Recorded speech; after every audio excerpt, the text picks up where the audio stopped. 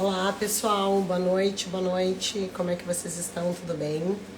Então, no nosso momento negociação de hoje, a gente vai conversar com a Camila Torquato, que é advogada tributarista, que é mestre em direito tributário, e ela vai falar sobre a possibilidade de negociação de créditos tributários em momentos de crise, né? Eu sei que é um tema super complexo, ele é espinhoso, porque tem toda uma particularidade, né, do crédito tributário.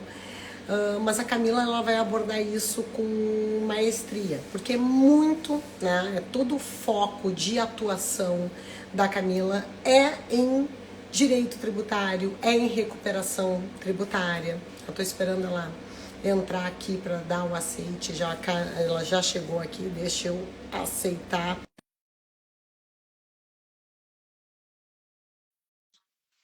Tudo bem, Guilherme? Como é que tá? Vamos lá, daqui a pouquinho ela já tá chegando aqui. Acho que eu já te aceitei, Camila. Ah, chegou. Tudo bom, Camila? Tudo bom, Lu? Tudo bem? Tu tá falando de casa ou tá falando de escritório? Eu tô falando de casa. Sempre minha internet esteve super bem em casa. Tomara que não dê problema, né? Porque, enfim, esse tempinho aí tá nos prejudicando um pouco. Mas acho que vai dar tudo certo. Não, com certeza vai. Tu sabe o que eu ia dizer? Tu és uma felizarda de poder estar no escritório. Eu vejo teus stories no escritório e eu tenho, assim, uma certa inveja, porque eu tô fora do escritório desde o dia 3 de maio, né? Nosso escritório lá, o prédio, a gente não consegue acesso só por, né, não tem luz, não tem água, esperando que as coisas se regularizem para voltar para o escritório, né? Porque dá aquela saudade. Eu tenho muita Sim. saudade, eu tenho muita dificuldade com o home, eu gosto bastante de estar presencialmente no escritório. Sim, é uma tristeza, né? O que a gente está passando na nossa cidade. De toda forma, todo mundo está sendo afetado. Ali no bairro do nosso escritório, não. Porém, a gente tem diversos colaboradores que estão em home porque realmente não conseguem, ou não conseguem chegar em Porto Alegre, ou é muito custoso, muito demorado e não vale a pena ir para o escritório. Tá Lu, deixa eu te falhando um perguntar. pouco. Ah, É isso que eu ia perguntar. Como é que tá a internet aí? Tá funcionando direitinho? Tenho a impressão que tá com um delay. tu tá parecendo tremida e a voz tá um pouco tremida também para mim. Não sei se de repente, Tá, então se tu ficar no teu. ele se normaliza um pouquinho, senão eu tento, enfim, pegar outra internet. Continua ruim? Continua, Então, continua. me Será dá que o teu um 4G não segundinho. fica melhor? Tá, me Tá. dá um segundinho que eu vou sair e entrar de novo.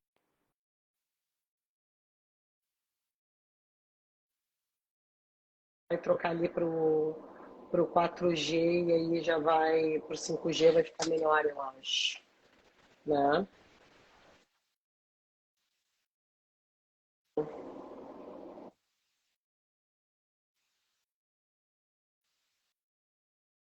Que tá travado, mas esperem aí que a Camila já vai voltar para a gente falar desse tema, né? Que é bem, bem, bem tormentoso. Olha, ela caiu agora, acho que daqui a pouco ela vai pedir para entrar de novo.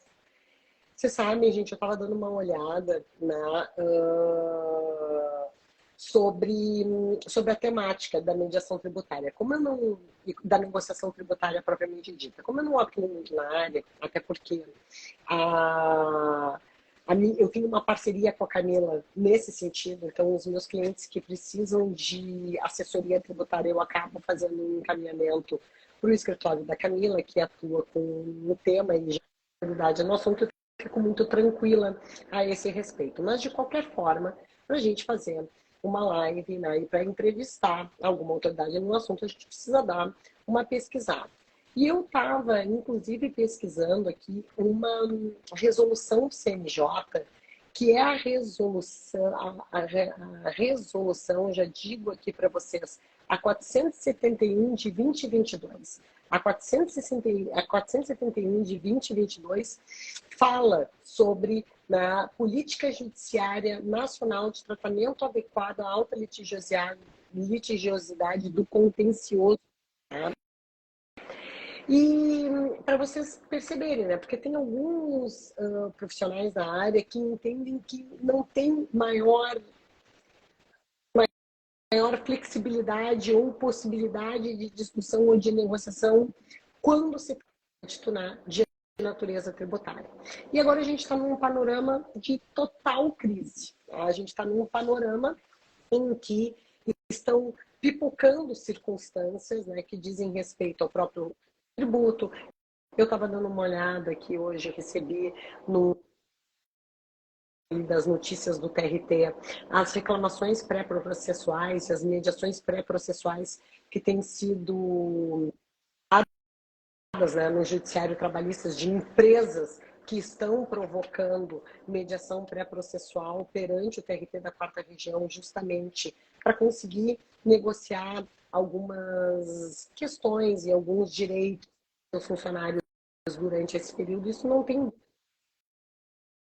diferente no Estado e talvez esse cenário perdure algum tempo. Vou contar aqui para ela se ela está, Camila. Ah, agora sim, ela mandou aqui a solicitação, tá? Eu estava mandando um WhatsApp, Camila, para ver se tu conseguia. Oi. Oi, Lu. Eu tô tentando, desculpa, tá? É que eu fazia um tempinho que eu não fazia live, enfim, né? Aqui em casa resolveu agora não funcionar a internet. Então, eu vim para a sala onde tá mais perto do roteador, que é aqui da lareira. Tô aqui do Coisa lado boa. do fogo Tá, mas esse para cenário tentar tá acontecer essa maravilhoso. live. Não, mas então, Mas Cami, eu tava só falando para eles, né? Eu fiz uma apresentação rápida, né, de ti. Falei que tu a tua especialidade é o direito tributário, que tu atua nessa área, que eu não atuo nessa área, que quando eu tenho clientes que precisam, né, de serviços na área tributária, eu faço um encaminhamento para ti, que a gente tem essa parceria, e que estamos atualmente de crise em várias áreas. Se reflete no direito do trabalho. Eu estava comentando com eles de algumas empresas que já estão pedindo a mediação processual, pré-processual lá no âmbito do TRT.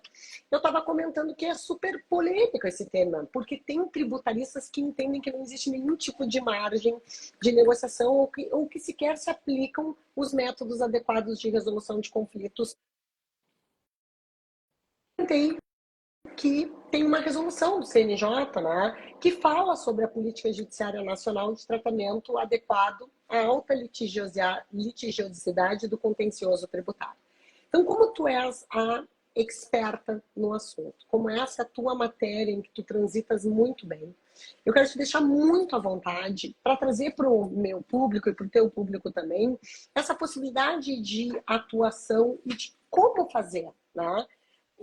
Onde é que se pode negociar, o que não se pode negociar, qual é o cenário que tu está vendo agora, né? Quais são as ferramentas que tu utiliza para eventual negociação de crédito tributário, quais são as limitações legais e assim por diante. Então, a palavra é absolutamente toda tua.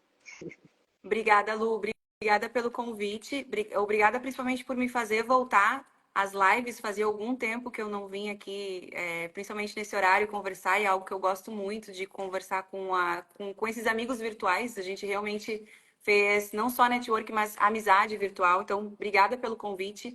E por falar de um tema que eu acho que é super relevante e importante. Você já fez a apresentação, né? Mas, enfim, volta de novo, fazer uma rápida introdução. Eu sou advogada tributarista, já atuo há algum tempo na área, tenho um mestrado em Direito Tributário pela URGS, e eu sou realmente uma apaixonada por negócios, apaixonada. Eu acho que isso, eu e você, né, Lu, compartilhamos esse entusiasmo pelos negócios, porque a advocacia empresarial, independentemente da sua área de especialização, tributário, societário, enfim, qualquer advocacia consultiva ou litigiosa que você trabalhe para empresas, não tem como você não ser um pouco apaixonado por negócios. Até para você entregar melhor o produto, você tem que entender a linguagem, de como que o empresário se comunica, de como que o contador fala com o seu CEO, com o seu gestor financeiro. Você tem que entender um pouco do produto do cliente, da forma como ele presta serviço, sua cultura, seus valores. E isso nos engrandece muito enquanto advogado.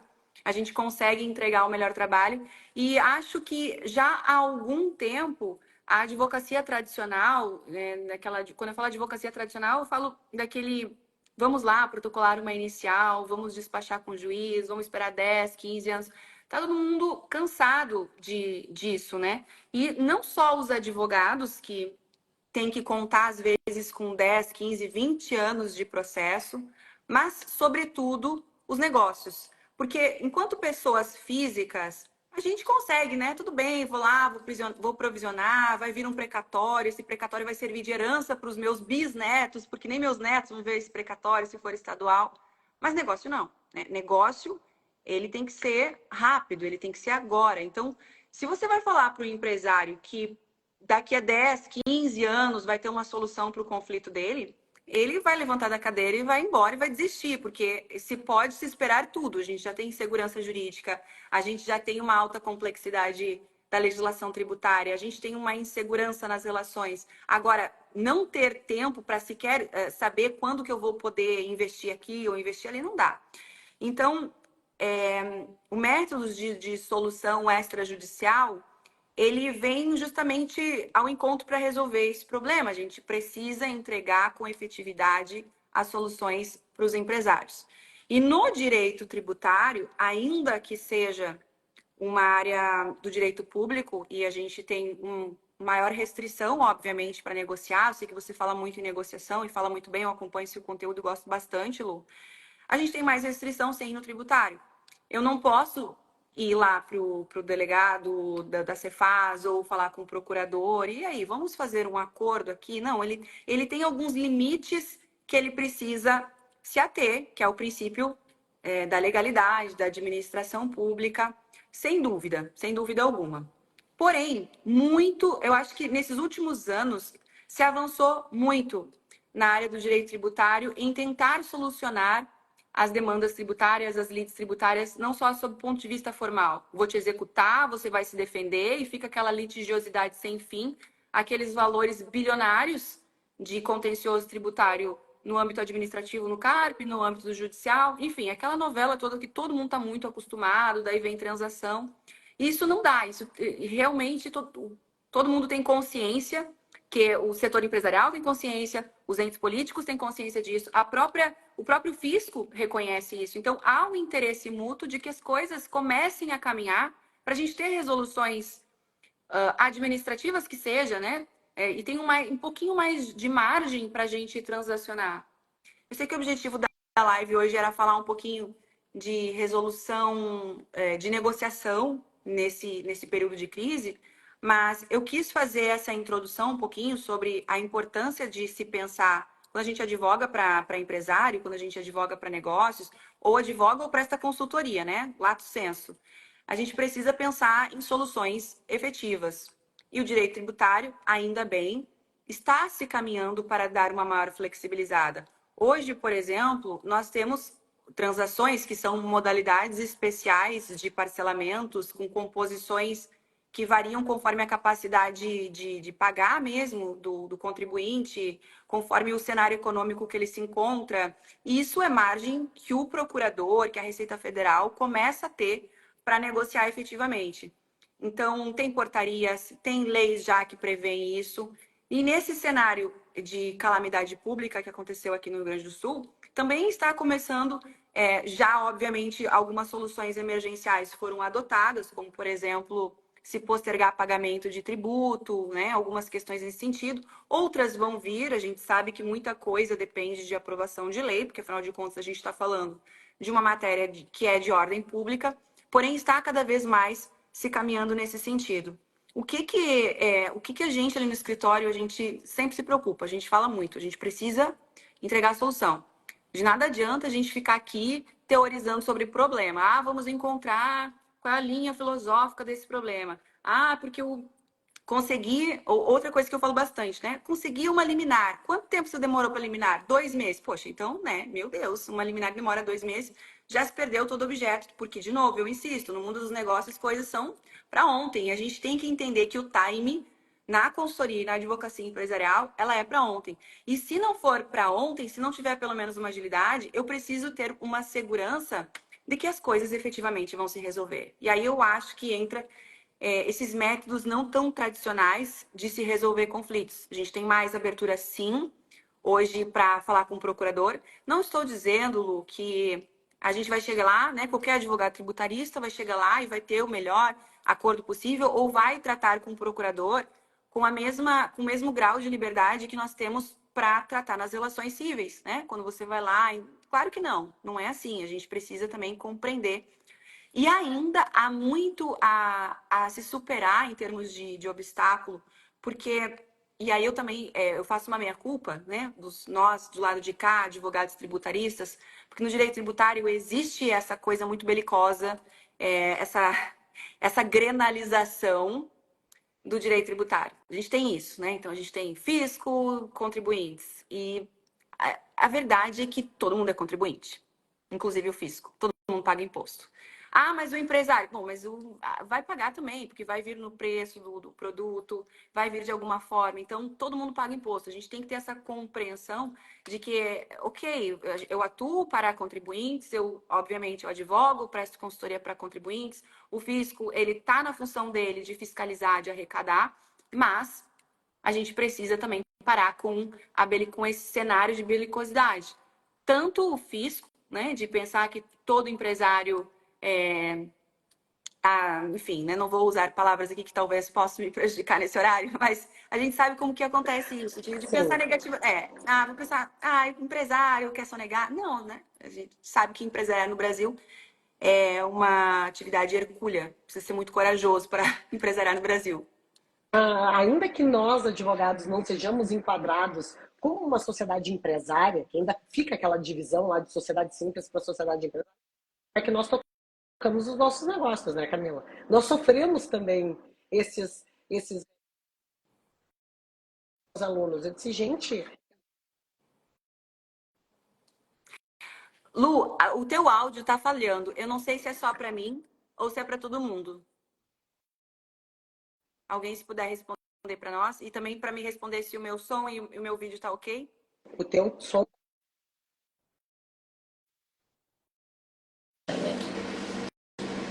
Agora foi. Eu acho, né? Acho que era o fone. Melhorou? Sim. Melhorou? Melhorou. Não, porque sabe o que eu tô com medo? É que daqui a pouco meu marido chega e as cachorras vão enlouquecer com ele chegando em casa. Não tem problema. Daqui a pouco tá o meu filho aqui berrando que eu tô na sala. Aí já tá tranquilo. Bom, mas então é isso. Eu chegava e dizia assim, gente, olha só, se de um lado eu tenho um contrato de emprego em que eu figuro ali com carteira assinada como professora, que eu tenho meu FGTS, que eu tenho meu terceiro garantido, em outra ponta, quando eu estou na titularidade lá de exercício da minha atividade profissional, ainda que caracterizada não como empresária, e a gente discute muito isso no âmbito do direito empresarial, né? Por que permanece essa divisão entre sociedade simples e sociedade empresária? Nós sabemos, né, Camila? Nós sabemos o quanto nós pagamos de imposto mensalmente de todos os encargos que estão sobre os advogados que empregam outras pessoas, que empreendem nesse mercado. Então, essa dor também é uma dor da advocacia, né? Não, sem dúvida. É claro que isso aí é uma discussão aí dos societário empresarial. Por definição legal, a advocacia ela não se enquadra como empresarial, mas não, assim, não resta dúvidas que a gente não só como precisa ser e precisa se portar, que é algo que a gente também defende bastante para a categoria. Advogados, nós advogados, precisamos nos profissionalizar. E aí eu acho que o profissional que já atua ao lado de empresários, né, seja de qual for a área, tributário, trabalhista, ele tem essa vantagem, e a gente tem que também saber aproveitar isso, de aprender muitas vezes com os nossos clientes, essa oportunidade de, poxa, eu tive a oportunidade, o privilégio de participar de conselhos de administração de algumas SAs. E foi engrandecedor também Então, eu estava lá para tentar prestar conselhos, né, com relação ao comitê tributário, por algumas decisões tributárias, esclarecer pontos. Mas você vai ouvindo, você vai aprendendo, você vai entendendo como que a gente precisa pensar e raciocinar nesse mundo empresarial, afinal de contas, para conseguir sobreviver num mercado que o problema nem tanto é a competitividade, mas acima de tudo o nível de complexidade e insegurança que nós temos nas relações jurídicas, não só tributárias, em todas. E é por isso que é tão importante, por isso que, assim, Camila, como a gente já conversou muito pessoalmente sobre esse assunto, vamos compartilhar aqui um pouco com os nossos ouvintes, né, com os nossos seguidores.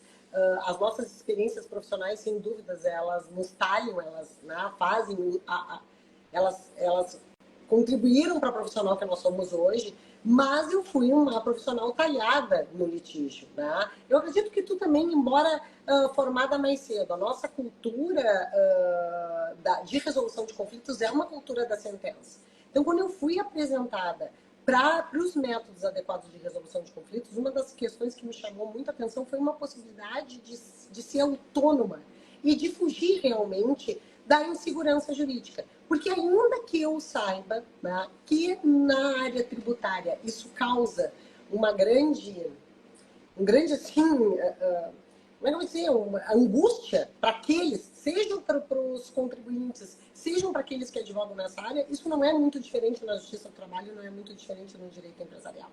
Né? Então, essa possibilidade de a gente conseguir tomar pé da nossa própria advocacia, daquilo que a gente vai entregar para o nosso cliente, é algo muito libertador. Né? Sem dúvida. Mas, e afinal de contas, eu te acompanhei, né, Camila? Eu estava fora nesse primeiro período das enchentes e vi que tu estava muito atuante. Né?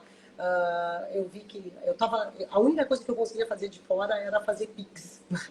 Eu só conseguia participar da forma que dava. Né? Quando eu cheguei aqui, já foi diferente, já me voluntariei, já fui direto a abrigo, já fui ver qual era a realidade. E eu vi que tu estava muito atuante e teu discurso estava muito forte nessa questão de quanto a iniciativa privada, né, ela estava contribuindo para um cenário que as autoridades públicas não estavam conseguindo, digamos assim, suprir. E aí a gente vem para, né? Então a gente vem para esse momento de crise, né? Tu me diz, tu, Camila, tua advogada Camila, a experta em direito tributário, o que tu vê desse cenário? O que apresenta? É muito difícil a gente fazer uma leitura quando tá dentro, né? Porque quando aconteceu tudo, né? O apocalipse, vamos dizer assim, na sexta-feira, e eu vi o apocalipse aqui em Porto Alegre acontecendo dia após dia. Então aquilo foi me desesperando. E era algo que foi pessoas próximas também, né? Ver uma cidade inteira com clientes ali perdendo todo o seu estoque. Também meu pai, minha mãe tiveram suas casas atingidas, meu sogro, minha sogra. Mas assim, perceber o tamanho do problema e que assim não teria uma solução a médio e curto prazo, na verdade, né? Então, o que naquela primeira semana, e eu precisei até fazer justiça, que eu acho que eu não fiz nada. Eu fiquei uma semana ali, a gente ficou ajudando em resgates, ajudando enfim, em acolher os desabrigados de alguma forma.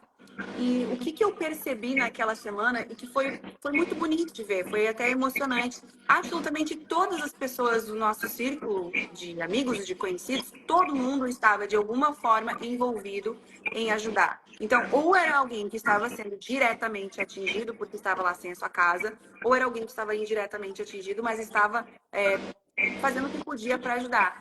Isso foi muito legal. E o que acontece? Eu tenho uma visão podem não concordar comigo, mas o fato é que em situações de emergência, hoje a nossa burocracia, ela não funciona na emergência, ela não foi preparada. Talvez um dia, aprenda com essa catástrofe a funcionar na emergência. Então ela se patina, ela bate cabeça, literalmente, ela fica bobada. E a iniciativa privada, ela está acostumada com a emergência, porque assim, literalmente, desculpa a expressão, a água bate na bunda todo mês, né? Nesse caso, a água batendo na bunda ali para resolver. Me desculpa a expressão, mas acho que não teve expressão que vem mais a calhar com aquela situação. Então, tá o pessoal, assim, acostumado a, meu Deus, é um momento de causa, é um momento de emergência, eu preciso levantar, eu preciso resolver, e parece que o cérebro já funciona melhor. Então, eu até falei algo que eu acho muito verdadeiro. A burocracia, por melhor boa vontade que tenha a iniciativa pública, e eu acho que tem que ter, vai ter, obviamente, a ajuda da iniciativa pública, e precisa ter, afinal de contas, é uma república federativa, e né, para isso que serve a união da federação. A burocracia, ela trava, né? A burocracia, e muita gente, assim, até foi uma polêmica com relação à nota fiscal, que estavam trancando nota fiscal. Teve uma polêmica com relação a isso, mas o que eu posso dizer, sim, porque a gente vivenciou isso, de fato, existiu sim entraves burocráticos, e na minha visão, como tributarista, até pode pensar, ah, meu Deus, como é que ela pode dizer isso? Mas é que a função de um fiscal fiscalizar. É claro que eu acredito que nenhuma pessoa de sã consciência vai ver que está indo efetivamente algo para doação e vai dizer, me deixa eu ver aqui a nota fiscal. Só que as coisas não deixam de acontecer, assim como tem mercadoria para doação, tem mercadoria para venda, e a gente também não pode permitir que pessoas se aproveitem desse momento para daqui a pouco passar, enfim, ilícitos, né? Então, tem os entraves burocráticos, a gente se colocou muito à disposição em pro bono mesmo para resolver. Graças a Deus a gente conseguiu resolver, seja até prestando consultoria para esclarecer como é que você tem que emitir uma nota fiscal, como é que nesse caso da doação você vai fazer uma declaração. Depois os órgãos eles vieram, mas de novo, né? Aí a iniciativa privada ela já tinha atropelado a burocracia. Depois a burocracia ela dá uma travada na iniciativa pública. Depois os órgãos públicos vieram para tentar flexibilizar regras tributárias. Mas foi a maneira como a gente encontrou para auxiliar nesse momento. E eu, em nenhum momento, assim, fico criticando, poxa, mas está cobrando. É que tudo é um contexto, né? A gente pode também tirar várias versões de um contexto. Então, o fato é que ninguém imaginava a dimensão desse problema, e ninguém imaginava que as coisas precisavam ser resolvidas muito rapidamente. Então, com relação a essa questão da iniciativa privada resolver muito rápido, eu acho que às vezes assim, ó, deixa a iniciativa privada resolver, deixa porque ela vai resolver. Talvez assim, não fique o ideal, aliás, não fique o melhor cenário, mas ela vai resolver. E é melhor resolver do que nada ser feito. E acho que também isso vai ao encontro do que a gente está falando, né, Lu, da importância de se dar mais margem de liberdade para negociação. Porque a gente está falando aqui não só de resolução de conflitos, de técnicas de negociação, mas, sobretudo, em eficácia da consultoria, em eficácia de uma prestação advocatícia ou uma consultoria que leve para o empresário, que leve para os negócios uma eficiência. Então, assim como você tem na sua área de atuação empresarial algumas metodologias que você apresenta para o empresário, diz, olha, aqui você não vai precisar ficar esperando 10 anos, né? Aqui você vai conseguir resolver talvez de uma maneira mais assertiva, de uma maneira mais eficaz. Também a gente procura fazer isso no tributário. E aí, quando veio essa calamidade, a gente entrou em contato com os clientes e, obviamente, algumas situações a gente apresentou. Olha, e claro que depende de cada cenário, depende de cada cliente, mas o que é importante? Olha, você aqui tem a possibilidade de postergar os seus pagamentos. Se você já está com uma capacidade contributiva comprometida, talvez seja interessante você então usar esse valor para negociar com outro fornecedor. Diferente daqui a pouco do empresário que não, ele estava bem, tudo certo, ainda vai vir a crise, ainda, né? Felizmente, ainda tem muitos meses aí para enfrentar. Então, quem sabe não seja tão interessante para você postergar esse pagamento agora tributário, porque você vai ter que pagar daqui a 2, 3 meses, 2 vezes o mesmo valor, e daqui a 2, 3 meses. Essa visão que a gente precisa ter, que é para além do técnico. Que Sim, é estratégica. Estratégia. É estratégica. E aí no momento, o que a gente, eu falo muito para os alunos, né, Camila? Porque tu sabe que eu estou bem inserida dentro de preparatório para a OAB, de pós-graduação, né, de concursos, e eu digo muito o seguinte, se o profissional, gente, da atualidade, o profissional do futuro, ele tem que ser estratégico. E a gente não aprende a ser estratégico na faculdade, tá? Infelizmente, nós não aprendemos.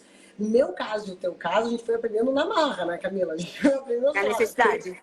Na necessidade. A necessidade obrigou. Eu costumo brincar com eles assim, ó, tem uma música, um samba antigo que diz a necessidade obrigou você me procurar, né? A necessidade vai obrigando. Então, quando se tem uma advocacia que é focada em negócios, que é focada em empresas, né? E que se apresenta produtos, olha, eu tenho aqui uma solução na parte empresarial, eu tenho uma solução na parte tributária, eu tenho uma solução na parte trabalhista, eu tenho que saber desenvolver estratégias e tenho que buscar solução para problemas complexos, e nem sempre vai ser o judiciário, né? Então, no momento em que tu diz assim, olha só, nesse momento de calamidade, eu não sei ainda se já tem decretos, o que já tem que possibilita, né, esses parcelamentos tributários, e aí tu apresenta isso para o cliente porque tu já tem uma radiografia dele, é algo muito diferenciado. Né? Realmente, sim. A gente tem que pensar que, em primeiro lugar, o resultado. É o que eu falo sempre. Foca no resultado. E o resultado, eu vou usar agora uma expressão que a gente aprendia nas nossas aulas de processo, né? O que é o pedido? O pedido é o bem da vida. E às vezes a gente esquece dessa explicação tão básica, mas que ela faz toda a diferença. O pedido é o bem da vida. O pedido não é a sentença improcedente, procedente, defiro a liminar, não defiro a liminar. Não adianta eu ter uma sentença procedente que já não entrega o que o cara quer, que já não entrega. Não adianta eu ter uma liminar, ótimo, quando que seu liminar? 2 meses. Poxa, mas se tivesse feito lá um PRD, talvez, sabe? Esse tipo de... Então, para além de olhar em técnicas, que são dois assuntos dentro do mesmo, né, Lu? Para além de olhar as técnicas de resolução, de negociação, que no âmbito tributário a gente tem um pouquinho mais de restrição em virtude do princípio da legalidade, mas que nós já estamos avançando e caminhando para um cenário de maior conversa com o fisco, que isso é muito bom. A gente tem que, como consultor, como advogado, pensar no negócio do que efetivamente o cliente precisa. Então, na minha área, claro, eu tenho exemplos, obviamente, porque é o nosso dia a dia, mas isso se aplica, acredito, para toda a área. Esses dias eu estava no escritório, a gente estava conversando sobre um caso, e daí alguém falou, vamos, né, mandar de segurança. Olha, faz muito tempo que para questões pontuais eu não aconselho mandar de segurança. Faz muito tempo. Por quê? Porque eu sei que hoje existem outras situações, existem outras estratégias administrativas, construtivas, não, sabe, centenas de números. Isso eu estou dando exemplo da minha área, que eu acredito que se aplica a qualquer outra.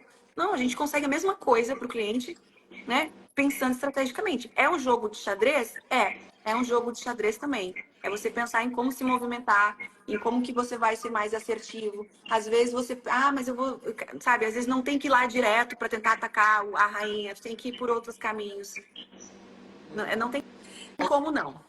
E me diz uma coisa assim, Camila, para o pessoal aqui, pelo menos para o meu pessoal que não é muito familiarizado, né, com esse tema. Tu tens alguns tipos de processo, já aconteceu no teu escritório de mandarem para Sejusques para resolver só dia de conciliação tributária? Isso já aconteceu contigo ou não?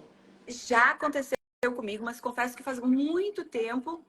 Teve uma época que nós tivemos no estado do Rio Grande do Sul eu não lembro o nome da portaria, porque já faz alguns anos, mas era uma conciliação mesmo. Então, a gente quase não tem audiência no direito tributário, Sim. porque fatos, né, dados, matéria de ordem pública, mas naquela situação tinha justamente audiência para tentar a fazer conciliação mesmo, né? Mas a gente não tem fora isso, isso foi uma situação muito excepcional. Hoje, com as transações, a gente tem uma maior abertura para falar com a Procuradoria, sim. A própria Receita Federal, ela tem se mostrado, né? A quem está hoje na Receita Federal, eu até elogio bastante, porque tem se mostrado mais aberta a tentar, aos poucos, desmistificar essa ideia de que contribuinte e fisco precisam estar sempre litigando. A própria legislação já começa a permitir isso. E o que a gente também tem hoje é uma normativa, uma portaria que permite para que, nos casos de calamidade pública, por exemplo, os procuradores suspendam os atos de execução. Sim. E aí, de novo, Lu, agora vai o pulo do gato, né? Eu acho, assim, para quem estiver atento. A gente tem uma portaria que permite que o procurador suspenda os atos de execução. Daí, o que vai o advogado lá pensar em fazer? Então vou protocolar um pedido, vou atravessar o procurador, se o juiz não dá, vou recorrer, vou interpor agravo, vou embargo de declaração. Não, né? Vai lá conversar com o procurador, vai lá conversar com ele, afinal de contas a prerrogativa é dele. Explica a situação, como é que está com o seu cliente, leva, ele é um ser humano também.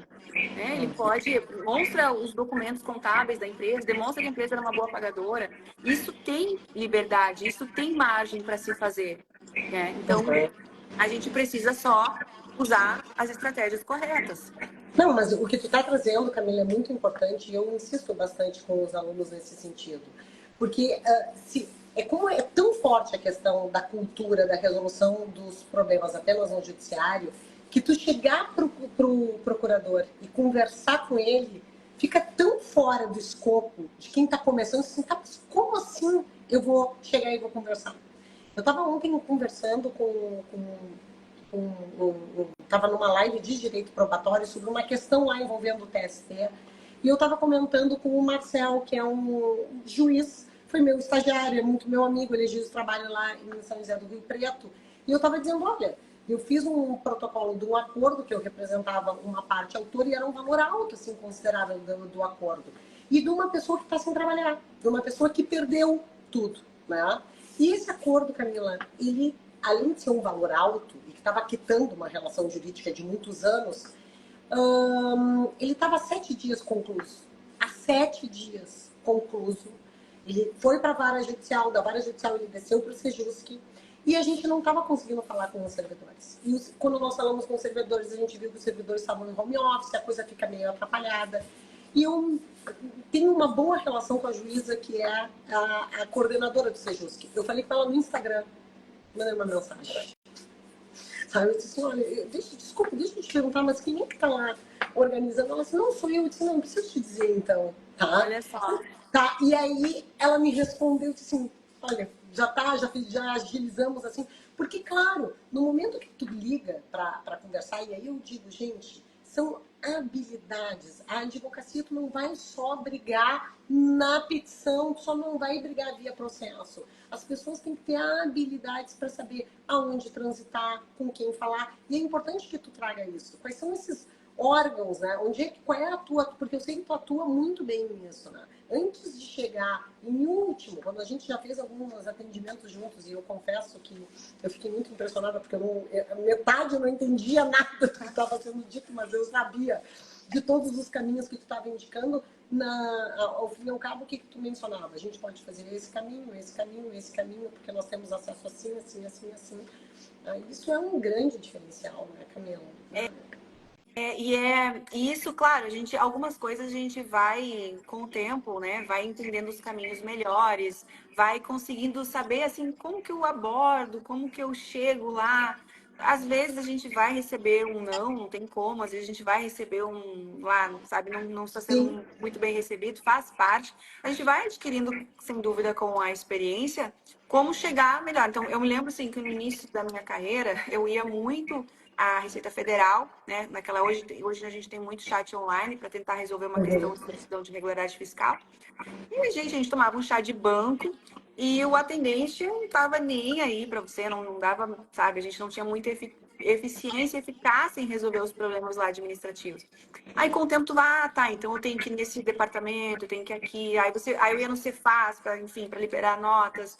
Aí saía de lá frustrada porque a gente era mal atendido, né? Também tinha um pouquinho dessa cultura, como eu falei, de vericuidade dos órgãos, que está, graças a Deus, aos pouquinhos, mas está mudando. Então a gente vai aprendendo isso. Mas sempre tive, eu confesso, esse ímpeto de olhar para o que eu preciso fazer e pensar como que eu vou chegar aqui de uma maneira mais assertiva, menos custosa e principalmente como que eu vou obter esse resultado. Acho que esse é o foco, acho que esse é o mais importante. Como eu vou conseguir esse resultado? Preciso que isso efetivamente chegue no cliente. Não adianta eu protocolar lá uma inicial, ficar esperando 10, 15, 20 anos. É claro que no direito tributário muita coisa é discussão de ilegalidade e inconstitucionalidade. Lógico que você precisa de um provimento judicial que valide o que você vai fazer, ou então não adianta. Você vai ter que... A gente sabe que no direito tributário tem situação que é senta e espera, ver o que vai acontecer. Mas tem muitos mecanismos, muitos, né? Desde solução de consulta para os órgãos, consultorias mesmo, processos administrativos. A própria entra num nível de discussão, mas é uma discussão que não demora tanto como o judicial, mas uma discussão em âmbito administrativo. Você conversa. Empresas do Simples Nacional, outro detalhe muito importante fazer.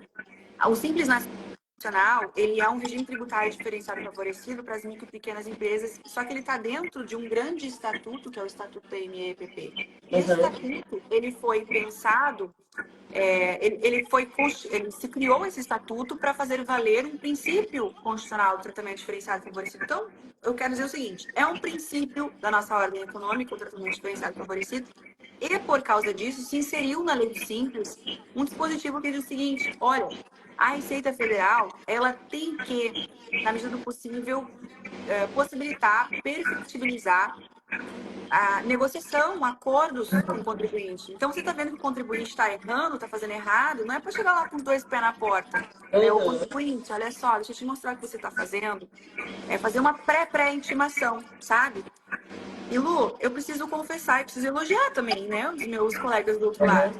Isso acontece, isso é muito legal. Então a gente vê muitos fiscais com boa vontade, porque hoje, para a empresa, com toda a parametrização, com toda a informatização que a gente tem, nota fiscal eletrônica, com cruzamento de dados, com SPED, com cartão de crédito sendo processado, sabem tudo da nossa vida, né? Você sabe disso, todo mundo sabe tudo.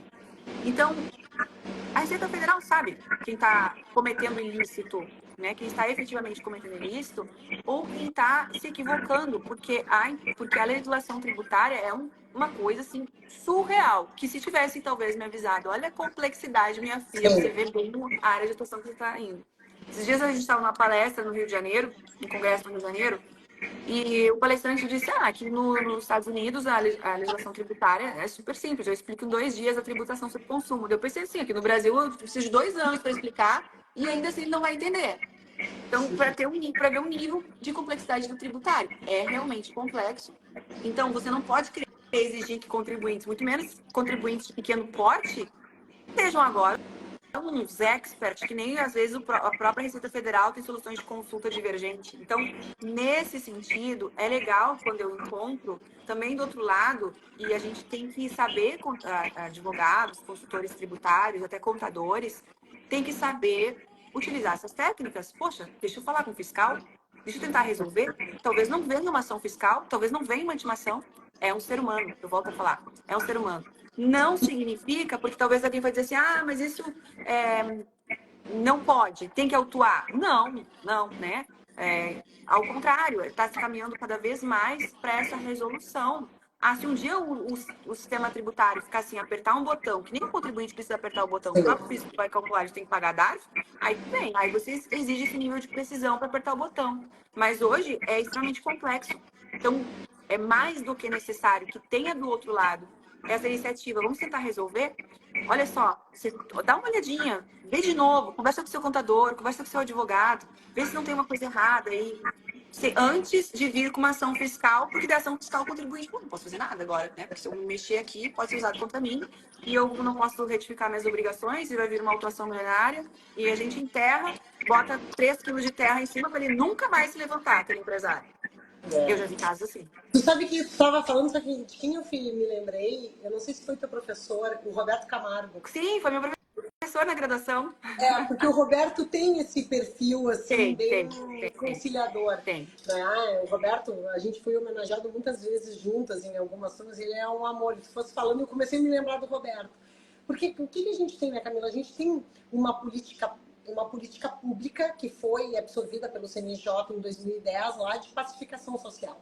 Então, ao fim e ao cabo, o que acontece? Em todas as instâncias do judiciário e também do executivo, né, quando a gente fala dos auditores, teve cursos de formação explicando, né, o que é mediação, o que eram ferramentas de mediação, até mesmo para dizer se era compatível, se não era compatível com crédito tributário e tal. Então, essas pessoas são pessoas que participaram de capacitações no âmbito das suas instituições.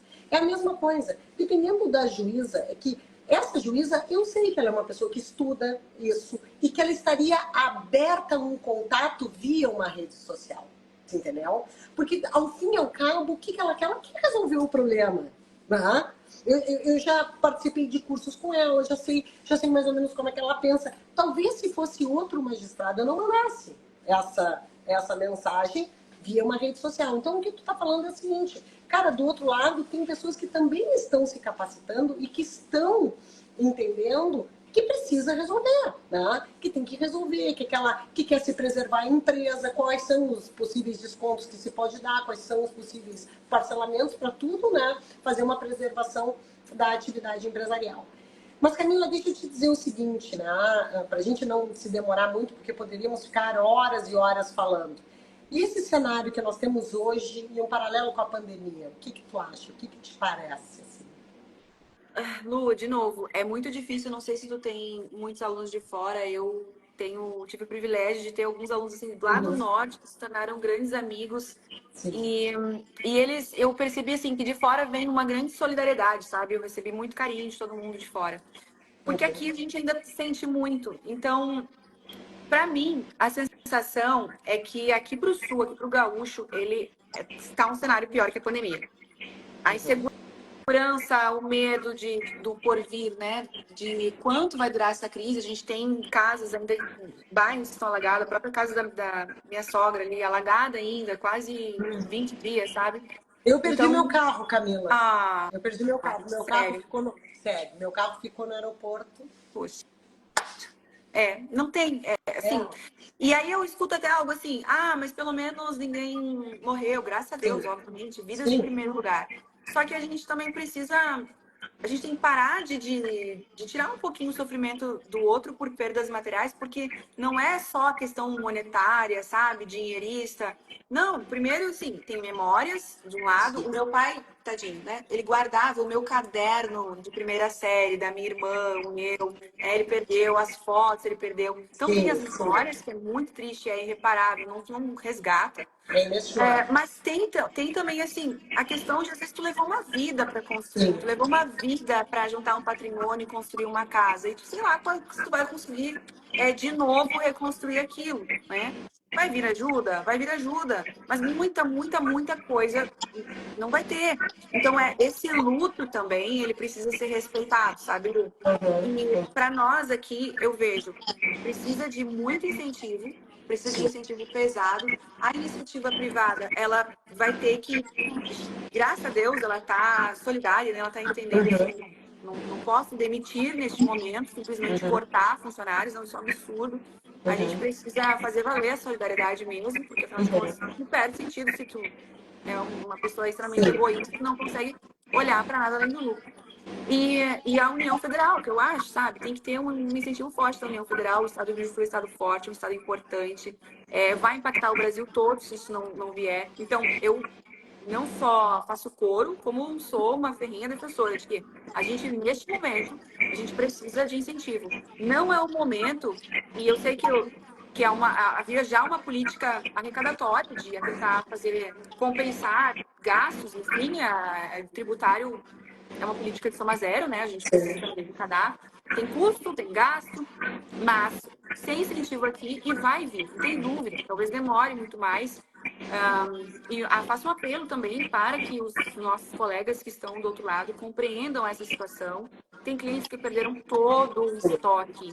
Tem clientes que até hoje não estão conseguindo trabalhar porque não tem funcionário. Meu escritório fica no shopping e a gente vai almoçar no shopping e ainda tem lugares que até hoje estão fechados. Por quê? Porque não tem funcionário para ir trabalhar.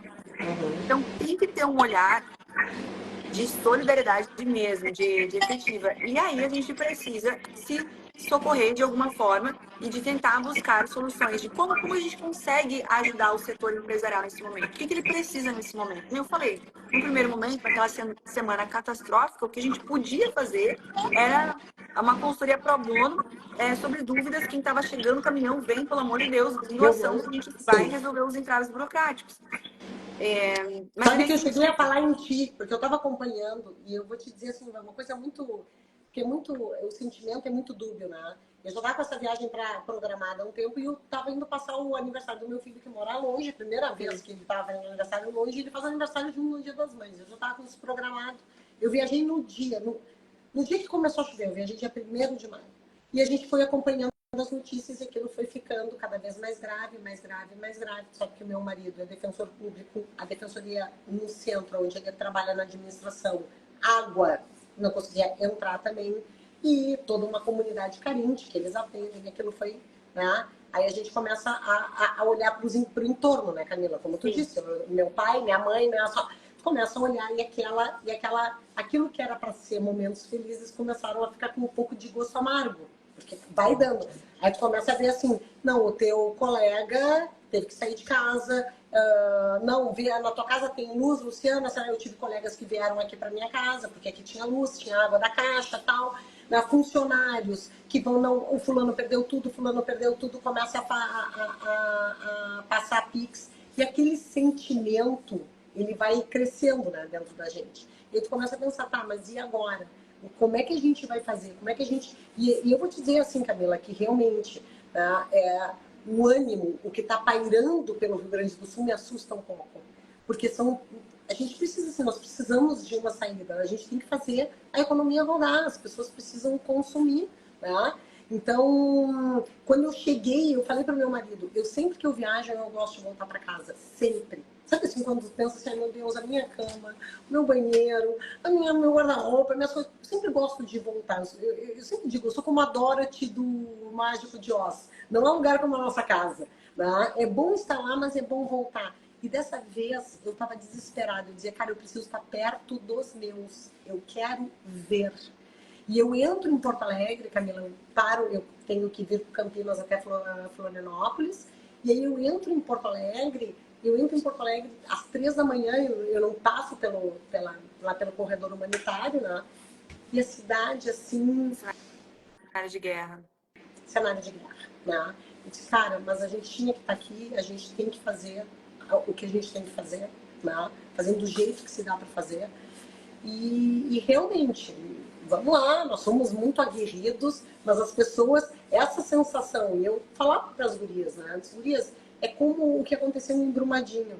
A gente se solidarizou, nós fomos empáticos àquela dor, mas estava lá. Agora, tá aqui. E eu acompanhando isso, eu tenho uma amiga que é de Santa Catarina, que mora no interior, e estava saindo um caminhão. O marido dela é dono de um hospital e estava saindo um caminhão de lá. E ela começou a mandar no grupo. Por isso, pelo amor de Deus, da nota fiscal, da nota fiscal, da nota fiscal. Eu disse assim, cara, eu tenho uma amiga que é tributarista, eu estou acompanhando o que ela está falando. Qualquer coisa, eu cheguei a mandar seu contato. Eu mandei teu contato para ela, disse assim, ó, tá saindo um caminhão, gente. Eles conseguiram se solidarizar com um caminhão saindo de Criciúma. Se não te preocupa que vai passar qualquer coisa. Eu sei que teu nome, teu contato estava lá com o motorista do caminhão, mas eles conseguiram passar. Que bom, que bom. Que bom que deu certo e que bom que a gente pôde resolver. E Lu, eu vou dizer mais uma coisa, sabe? Eu acho que eu tenho muito orgulho, sabe, de ser gaúcha. Eu sou de Santa Maria. Eu acho que o pessoal do interior tem essa coisa de se apegar com a nossa tradição. E eu não tenho dúvida de que a gente vai passar por isso, que a gente não vai esmorecer. E a gente, obviamente, a gente precisa dessa solidariedade. Você falou uma palavra que eu gosto muito, né? Compaixão. E não basta, nesse momento, essa compaixão de, nossa, tadinho, né? Não, precisa sentir a dor junto com a gente, infelizmente. Porque tem que doer junto, porque é o Brasil, e foi algo que eu falei esses dias. Porque alguém disse assim, ó, não tá passando, sei lá, não tá passando na televisão, mas aí passa a guerra de Israel e o Rio Grande do Sul é aqui pertinho. Eu disse, não, tem que doer, não é porque o Rio Grande do Sul é aqui pertinho, tem que doer porque o Rio Grande do Sul é o Brasil, entende? É o Brasil, não é um estado, é o Brasil, qualquer outro estado que tivesse passado por isso, porque a tragédia, a questão é o seguinte, é o que dói, é um estado inteiro. Não é uma tragédia assim, não deixa, não, sem querer diminuir. Chegou. Mas eu vou. Completamente louca, tá? Ela quer falar. Tá, Mas o meu ponto não tem que doer mesmo, sabe, Lu? Porque assim, sem querer diminuir nenhuma tragédia, óbvio, jamais. Pelo amor de Deus, não quero ser mal interpretada. Mas é um estado inteiro, né? Então isso é muito forte. A gente não tem dúvida, a gente vai passar por isso. E a iniciativa privada se mostrou muito eficaz, muito aguerrida, e a gente tem que ser ainda mais agora, nesse momento. Ai, Camila, mas muito obrigada por ter topado fazer essa live, né? Eu sei que esse tema é um tema assim, super complexo e ele é um tema que também suscita muito debate entre os tributaristas, mas como a gente se conhece, eu conheço a tua atuação, a gente tem essa parceria e eu sei que tu é muito simpática e favorável a esse tema, né? Como também utiliza na tua atuação profissional. Eu te agradeço um monte. Eu acho que a gente vai ter que repetir outras vezes, né? Mas aí com certeza, Lu, com certeza. Eu agradeço muito. É sempre bom falar contigo. Vem tomar café agora. As coisas estão em Porto Alegre. Eu sei que está um pouquinho alagado, mas vamos tomar mais um cafezinho. E me convida de novo para a live, que eu vou adorar. Tá, pode deixar. Eu acho que a gente tem bastante para... Os alunos geralmente pedem, eles gostam muito de saber do início das nossas trajetórias. E isso é um tema muito legal. E ter duas mulheres à frente dos seus escritórios, com certeza também é um diferencial, né, Camila? Com certeza. Um beijo, então, tá? Beijo, tchau, boa obrigada. Noite. Eu vou salvar essa live e vou te colocar em collab, tá? Ótimo. Beijo. Tchau. Até mais.